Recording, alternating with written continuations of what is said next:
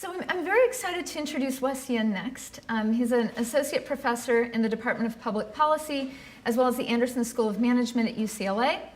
And previously, he was the acting assistant secretary of economic policy at the Department of Treasury and a senior economist at the White House Council of Economic Advisors. And I'm excited about his talk today because we started our healthcare delivery innovation initiative about 3 years ago with the goal of supporting more randomized evaluations on the important topics that we're discussing today. And today we're going to hear some results from a randomized evaluation, which we were excited to support through this initiative, on intervention to help consumers make informed choices on healthcare insurance decisions in the California health exchanges. So please help me in welcoming him.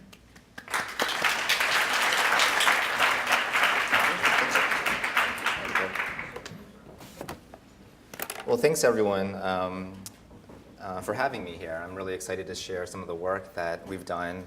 And first of all, thanks to JPAL for funding this research, but also for bringing leaders in policymaking, practitioners, and academics here to share ideas. It's been incredibly valuable to think about not just specific projects, but also healthcare reform moving forward. So this is, as mentioned, this is work in covered California. We're going to be focusing on engaging consumers in making better healthcare choices, specifically choices for health plans and whether to take up insurance. But this is also, keep in mind, I often keep in mind that this is just one part of the healthcare reform initiatives. I mean, this is the consumer-facing side, how to engage consumers. Behind all of this is the efforts on delivery care reform, and the two really integrate in important ways, which we'll talk about. So this is also work with a fantastic graduate student, a PhD student at UCLA, Richard Damarat. So again, this project is really about consumer choices, right? And choices are really fundamental in healthcare right now. In theory, consumers choose the health plans based on the networks, based on prices, generosity, and based on that choice, carriers then vigorously compete for enrollment, negotiating contracts with providers. All the delivery care side reforms that we've been talking about really are on that second part, but it's predicated on consumers choosing plans in a good way. And so the movement towards increasing consumer choice has been, in publicly financed insurance particularly, has been following this trend. We first saw that in Medicare Advantage, Medicare Part D, even Medicare Managed Care, and then the ACA exchanges, consumer choice is becoming a bigger and bigger role in healthcare decisions, right? And the success of this model really depends on if and how well consumers make these choices. And these healthcare decisions are far beyond take-up of insurance, plan choice. It includes everything, right? From whether to follow up on prescriptions, whether to follow up on recommendations to see a doctor, so on and so forth. But for this study, we're going to focus on two very discrete important issues, which is the choice of whether to take up insurance and then the choice of plans. So we're going to look at these issues in covered California. This is the California State ACA exchange. It covers 1.5 million people. It's the biggest state exchange. And there's a lot of sorts of details about covered California that really distinguishes it. But one of the biggest part that distinguishes covered California as a state exchange is that it's an active purchaser, right? So it negotiates premiums with the carriers. It also insists on highly standardized plans to promote consumer transparency and a transparency of plans for consumers. And it also leans on carriers to maintain network adequacy. So in situations where a very, very low cost plan with a very narrow network, covered California will just keep that in mind as they're negotiating premiums and forming those relationships with the carriers. So the other issues is that we find that as well as things have gone in covered California, there's still challenges and rooms to improve. For instance, take-up in covered California, 40% of individuals who are eligible for subsidies don't take up insurance. And this is across all the 138 to 400 FPL who are eligible for the subsidies. So just about 40% aren't taking up still. And there's evidence of even lower take-up among subsidy-eligible Latinos and African Americans. So there's still challenges in the market. And then there's evidence that consumers aren't necessarily choosing the best plans for themselves. And this is always a difficult thing to assess, right? But what makes a plan better for another, particularly when the one dimension that plans all differ on are the networks in which doctors are included in the network, it's really hard to assess whether a plan is good or bad. But in some cases, it's pretty clear. For example, for those individuals who are under 250% of federal poverty line, they're eligible not only for premium subsidies, they're also eligible for these cost-sharing subsidies, which makes these silver CSR-eligible plans both cheaper and more generous than gold and platinum plans. And yet we still see CSR-eligible individuals choosing gold and platinum plans. And so by definition, and these are for the same provider network. So by definition, they're called dominated plans. So we see that this still happens. So why does this happen? And here's a list of issues. And I do believe that it's not just that one of these matters more than others. All of these probably play a role. Costs are just too high for many people, right? And the Kaiser did this really great survey, and that's one of the first things that pop up is that costs are just too high. There's also a general possible lack of awareness of both the availability of plans, availability of the subsidies. It could be that individuals aren't even aware of the availability of the subsidies in plans at all. So one of the favorite things that I do when I hop into an Uber is just to talk to the driver about whether you have insurance. I can't help it, right? The hat is always on. And then I'm just surprised to learn that many people aren't even aware that there's something called Covered California and the availability of these individual insurance products for which they can receive subsidies. People also have subjective beliefs about the value of insurance and also just what are the penalties and subsidy levels. And those subjective beliefs could be incorrect, and that can influence their decisions. And of course, a whole host of other psychological mechanisms, such as just procrastination, forgetfulness, and then that the decision itself and the plan choice to choose across many plans along several dimensions is difficult. It's difficult to acquire this information. It's difficult to assess this information, to make these choices. And that choice itself might lead individuals to choose, quote unquote, the wrong plan, or maybe not to take up at all. So what are we going to do in this study? We're going to examine the roles of these so-called barriers. And I think it's important to stress here that the point of the study isn't to try to boost take-up and correct plan choices per se. It's to understand what are those determinants so that we can then understand what are the ways to foster better take-up, higher take-up, and better plan choice. So in the results that I'll show you, we're going to see the overall impacts.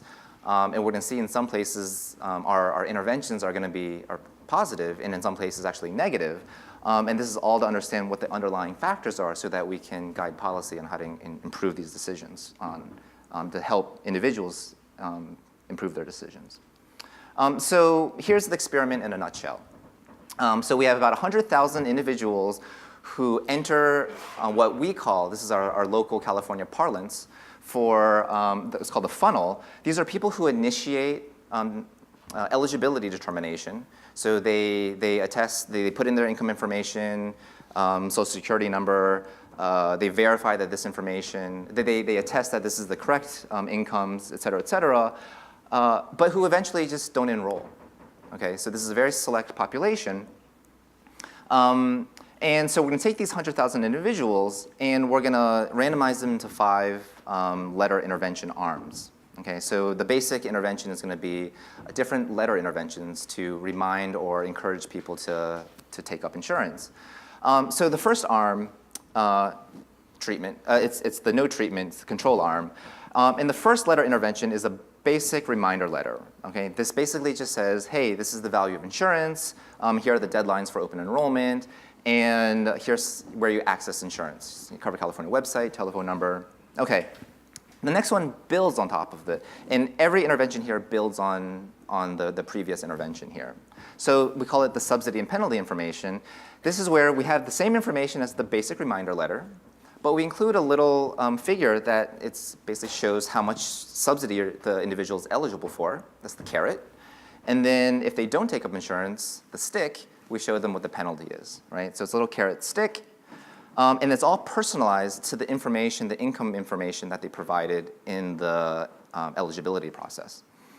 Okay, so, and then a fourth intervention is the price compare. So it includes the subsidy and penalty information, but we also include a small table that shows the plans that that are offered in the region, bronze and silver plans only, along with the net of subsidy price that they would pay, and it's ordered by the price. And then the final intervention, we have all that except in that table, the price compare table. We include another column that shows the quality star rating. So individuals can now see what they're trading off between quality and prices. And so that's basically the 5 treatments. We're going to give each of these 80,000 individuals in the 4 treatment arms 2 of these letters. We give them it to, like 2 weeks before the deadline and another one a week before the deadline. And then we're going to stratify the randomization by income bracket, race, and language. And the issue with language is that for about 17% of the sample, there's a big part of the sample that doesn't, that chooses a language other than English as the language of choice for correspondence. However, it's only for the ones that choose Spanish, that we give them a Spanish letter too, because in California, it remains a sizable part of the population. We weren't able to do different versions of the letter in the 260 or so languages that we see in California. It's a wonderful melting pot. Please move out there. So this is what the letters look like. This is the uniform letter front. Okay, this is, it's an accordion fold out. So this is actually folded out so it's 1/4 of the size. When you undo the sticker, you can fold it out, and this is the front of the letter. This is uniform across all 4 treatment groups, treatment arms. It's the other side that differs. And then for the Spanish version, we just have the Spanish, this is all in Spanish, and all pegged to the 7th grade language level. Okay, so this is the first letter intervention, is arm 2. Okay, so it's just the basic reminder. It's the expression of how insurance is valuable, and then some deadline information here and how to access insurance through telephone numbers, and et cetera. Okay, this is the carrot and the stick. So this just gets popped in. And so it says you'll likely receive X number of dollars in the subsidies, and then without coverage, this is the penalty that you'll face. Okay, so it's quite salient. Arm 4, this is where we include the table for prices for the plans that individuals are offered in their region. And so we're showing only bronze and silver plans in this study. Predominantly, individuals are choosing bronze and silver plans anyways. But for the CSR eligible individual, these are the ones below 250% of poverty.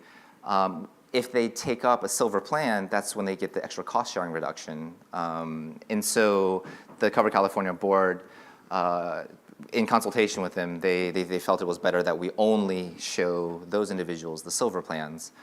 So for those individuals, they only see this column here and not this column. And then the prices that we show are all net of subsidy premium prices. Okay. And then so for the last treatment arm, it's basically the same thing, except that we also include the quality ratings here, the star ratings. Okay, so individuals can ideally compare prices with the quality ratings. Okay. Okay, so summary statistics. I don't want to bore everyone here. The main takeaways here are that because we randomized, the characteristics of individuals are fairly statistically similar across all the treatment arms. A couple things to note here, that 70% choose Spanish. Latinos account for 45% of the 100,000 in the sample. And 17% of those say they choose choose Spanish as the language of choice. It turns out, and I'll show this later on, it turns out that the effect sizes we get for the Latinos who choose English are actually much lower. And we've subsequently have found out that if you don't choose language at all, it's automatically registered as English. So language probably does matter here, and we'll show you a bit of that. 15 minutes. Okay, I should move quicker. Main take-up results. I'll show main take-up results. I'm going to show some evidence on the selection of people who come in induced by treatment. And then there's some interesting effects that are heterogeneous across income.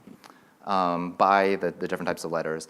Just in the interest of time, I'm not going to show you the work that we've done on plan choice, but I'll just mention them. Then I want to jump down to the policy implications. Okay, so here are the main effects. Okay, so control, if we do nothing at all, 7.5% of these individuals eventually take up. Okay, you give them a letter, and boom, it jumps up to about 8.9%, about 8.9%, so it's a percentage point and a half increase.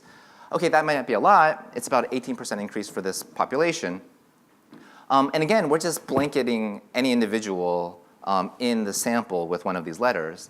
And so it looks like the study that Heves, O'Donoghue, and Schneider did, where they're trying to get people to pay parking tickets in New York City. And they find that it doesn't matter which intervention you give, it's just the same thing as a basic reminder. And it kind of looks like we're getting the same thing here. Except we're going to show some really interesting effects by letter type across the income distribution. And I'll show you that momentarily. Okay. Just in the interest of time, I'll skip this. The one thing I'll point out here is that we get the biggest effects for Latinos here, where take-up rates are the lowest to begin with. And here you can really starkly see just how different the take-up rates are across races. Okay, risk selection. Okay, so let me just get a show of hands here. Okay, so we're going to do this letter intervention. We get this take-up that happens.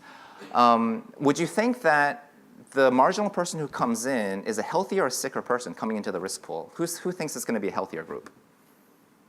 Who thinks we're going to get a sicker group coming in? Okay, I can think through the logic of both sides. Regardless, it's going to have really important implications for risk pools and premiums and market stability and things like that. So this is what we do. One thing to note here is that we don't know who would have come in, who comes in because of the letter and who would have come in otherwise, right? But we do know because of our stratification and our randomization that everyone who receives the letter, they all, on average, have the same risk score across the different treatment groups. So we just have to see among the people who do come in what the average risk scores are to see whether the average person who came in because of the letter is different, okay? So that's what we do. We just take a look at who came into the market, who took up, and look at their average risk scores across the different treatment groups. And that's what we show here.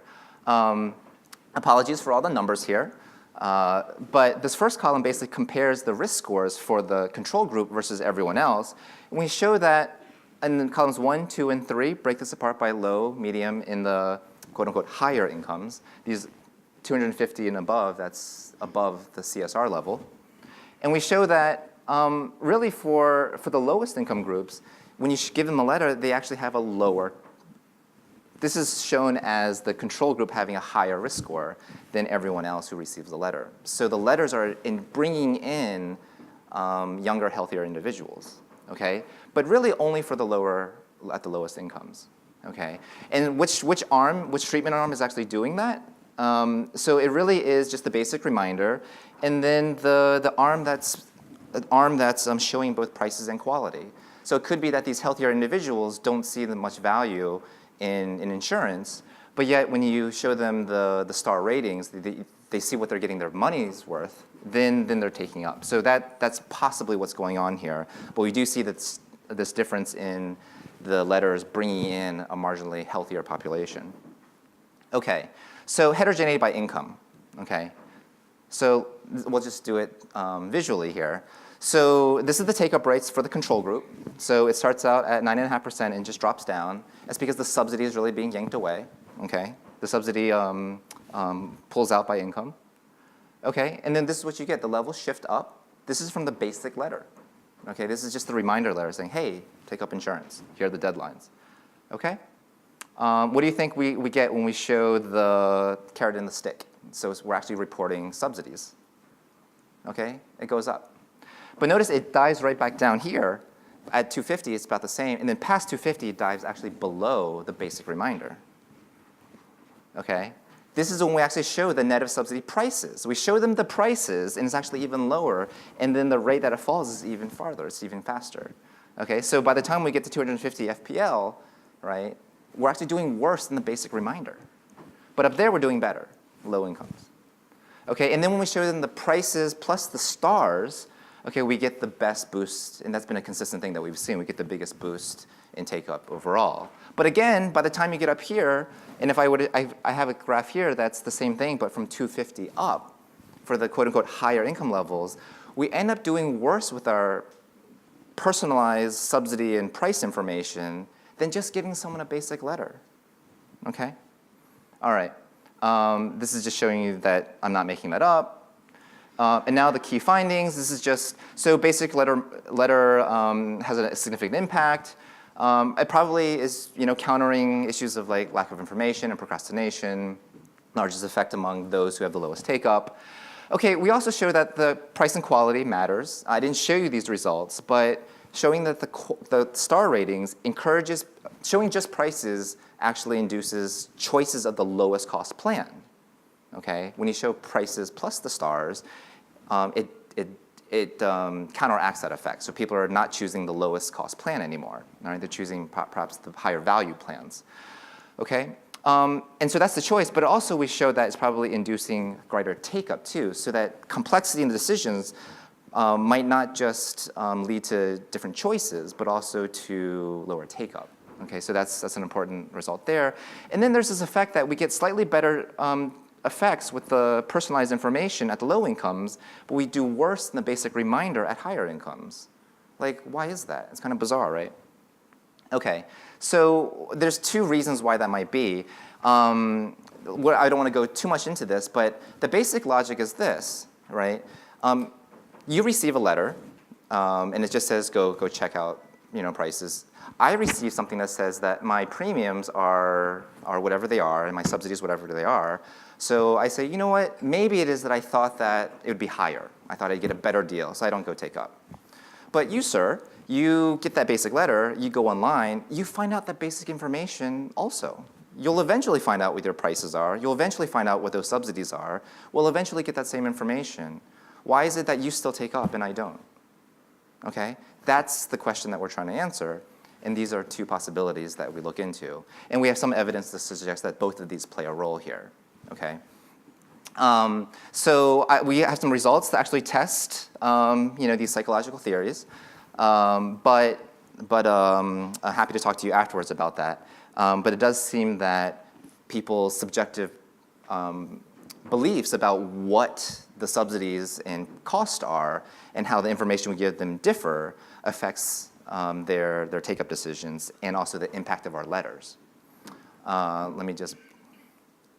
Okay, so just brief notes about policy implications and cost effectiveness here. So one thing that this does suggest, the last result that I suggest, is that probably we should target subsidy information and net premium information to individuals for whom the benefits are actually quite large. And then for individuals in the upper incomes of subsidy eligibility, I should say, giving them generic information might be helpful. The basic reminder is important. Language appears to matter. And also that the slightly bigger effects on take-up and choices, given that you show prices and quality, is probably quite important. I think there is a demand for that price and quality information. That information is actually quite hard to find. Cover California has a beautiful website. And it's still hard to navigate and compare prices because you have multiple dimensions of the plans. And it's just not so easy to compare. And any ways you can make that easier is beneficial. Overall, even to the exchange themselves or to plans, but let's just go from the Cover California perspective, the rate of return on these letters is quite high, even in this basic RCT that we did, where we didn't do any targeting, we're just learning about what the effects are. Okay, just to give you an idea of what those numbers look like. So we had about 100,000 individuals in the funnel, 80,000 of which received 2 letters, right? Each letter cost 69 cents, and our letters were really glossy, pretty colored things. We had graphic designers, and it was quite fun doing this. Although they rejected my notion of having a carrot and actually a stick. It didn't send the right message, I think. So that cost about $110,000 just for the letters, plus staff time. Now, my time as a lowly, modest professor is very cheap, but the good people at Cover California devoted a lot of time to this as well, and so I'm not factoring that in right now. The study itself induced 1,200 people to take up. Okay, Cover California receives $14 per member per month on on those 1,200 people, even assuming that their attrition rate is 25% and only 75% retain after a year, they're still pulling in $150,000. So that's quite a good rate of return that they can then fund operations with. Now, if the attrition rate is smaller, or if you actually targeted in a way that, based on our results, you wouldn't necessarily, we showed that these negative results for giving personalized information at the upper incomes. Well, if you give a generic information there and double down on the personalized information at the lower incomes, it's very easy you can get rates of returns higher than 200%. Wait, but this is also a narrow definition of rate of return, right? This is just to cover California, right? There's the welfare returns to individuals. There's also the benefits of the risk pools that I showed earlier. I didn't really go into that. But if you're actually changing and altering the risk pools, because the marginal person who's induced to come in because of this intervention is someone who's healthier, right? Then that really affects overall average spending, premiums, and that can induce more people to come in. And so this narrow rate of return doesn't even capture those bigger equilibrium effects, which are quite important for insurance markets. Okay, so I go through some of the numbers here, which are probably too weedy for this. But the important thing here to note is that there are opportunities to increase take-up and also affect plan choice just through some basic letter interventions. This is the lightest touch that you can possibly imagine, and there's probably many other ways that we can pursue to engage consumers both on choice and relaying the benefits that they can avail themselves of. So I'll leave it right there and be happy to take any questions. And perhaps just in terms of logistics, we can collect maybe 2 questions at once, and you can respond to those, and then the rest can happen during the break, if possible.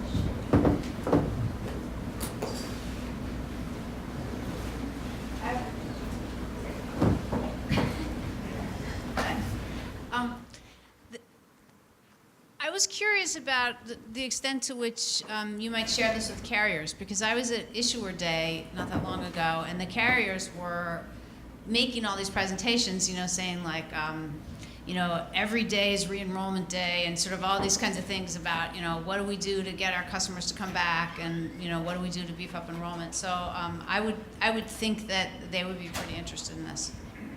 Okay. Yes, go ahead.